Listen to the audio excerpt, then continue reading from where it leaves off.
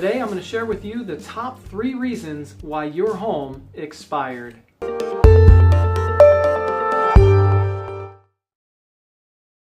Number 1 is price. This is the big one. I see this all the time. A lot of times it can be the seller with improper expectations on what their home is worth for the current market conditions. Number 2 within price is the realtor may have bought your listing. What do I mean by that? Well, realtors will go in sometimes and they will give you the price that you want to hear. I call it tickling your ears. And what they will focus on is getting your property locked under contract, and then they can work your price down and eventually it'll sell. And what happens is you take longer to sell and you end up selling for less money. Once you realize that you are outside that sweet spot of the market range, you need to correct sooner rather than later, okay? Because the best exposure you get is in the first 3 to 4 weeks of being on the market, and then you need to correct big enough. So often I see people make the mistakes, sellers make the mistakes of just gradually working their price down, and they end up taking longer to sell and selling for less money. That's why we have multiple expireds every day, and that's why your phone is ringing off the hook. Number 2 is poor exposure, and this is on the realtor's side of things. There's a lot of different realtors out there and a lot of different ways that they market. Your typical agent will get the listing, put it on multiple listing service, put a sign out front, and probably start talking about open houses, which, by the way, less than 4% of homes nationally sell as a direct result of open houses. And that's per the National Association of Realtors. That's our organization. So why are all these realtors doing it? Well, I'll give you a secret. It's to build their business. Anyway, I digress. But the more sophisticated realtors that have systems in place of their marketing, they're tapping into the internet, social media, a lot of really creative avenues that are very, very effective now.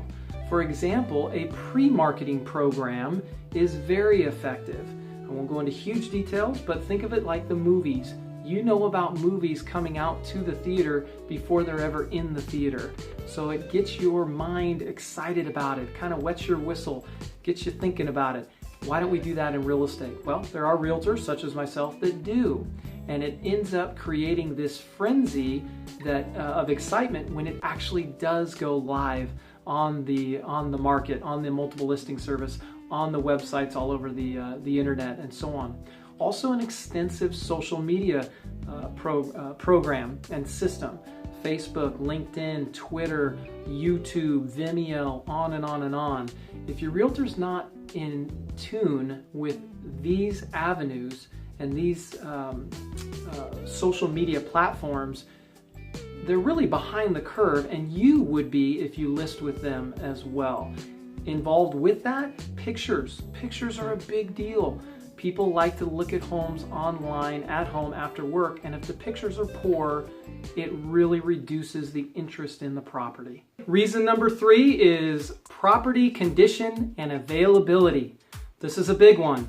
If you're unwilling to put the sweat equity and the time and the energy into presenting your home in its best its best look, like Cinderella getting ready for the ball, you can't expect to get top dollar in this marketplace. The other thing is availability. If you're restricting showings, hours, days, I have to be home in order for you to come and view the house, I won't leave the house, I'll stay here, but don't worry, I won't interrupt or anything of that nature, you are hurting yourself and you're making the job extremely difficult for your realtor to get the property sold, because buyers don't feel comfortable going through a home with the seller still there. They will rush. They will not open up the closets and get a feel for how deep it is, or can I fit my clothes in there, and things of that nature. They need to feel comfortable and spend the time to go through the property so that they can feel that this is their home. The great thing about technology today, our lockboxes notifies me so I can call them and get proper feedback. So if your realtor wasn't calling the agents who have shown the property, your property, to get valuable feedback, that's a big no-no as well. Think about it. People that are out looking at your home are also looking at your competition, meaning homes that are similar to yours in the marketplace. those realtors really have a good idea whether you're priced properly compared to what else is out there, whether yours shows better or worse than the others out there, or whether there's some things with your home that are not as appealing as your competition in the marketplace.